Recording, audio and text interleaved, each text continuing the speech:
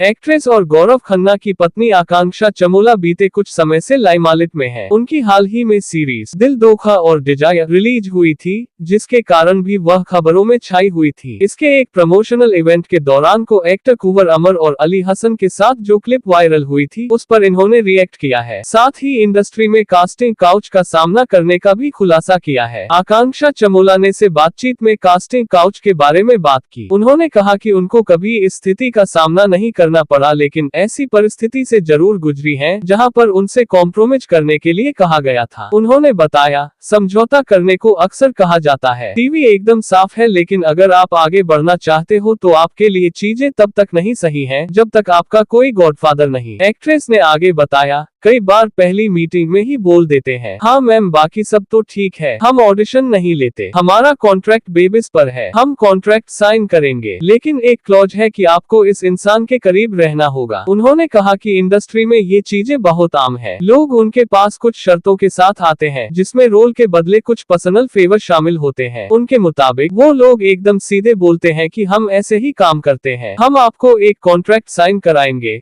जिसमें लिखा होगा कि आपको इस इंसान के क्लोज रहना होगा, आपको इस इंसान को सर्विसेज देनी होंगी और इसके बदले आपको ये रोल मिल रहा है, आपको कास्ट किया जा रहा है। वहीं सीरीज के प्रमोशनल इवेंट के दौरान वायरल वीडियो पर भी वह बोली। आकांक्षा ने उस घटना के बारे में कहा कि उनके को एक्टर्स को थोड़ा और जिम्मेदार इंसान की तरह बर्ताव करना चाहिए था। उन्होंने सफाई दी कि वो एक्ट पहले से ही डिसाइडेड था। तीनों ने ही पहले ही प्रमोशनल रील शूट कर ली थी और उनसे लाइव इवेंट में वैसे ही परफॉर्म करने के लिए कहा गया था, लेकिन इस दौरान उनकी ड्रेस के कारण उनको असुविधा हुई, उसके कारण वह सही से चल फिर नहीं पा रही थी। उन्होंने कहा कि इवेंट में ऑडियंस का रिएक्शन जबरदस्त था और वो ताली बजाए जा रहे थे। ऐसे में को एक्टर थोड़े ज्यादा ही एक्साइटेड हो गए थे।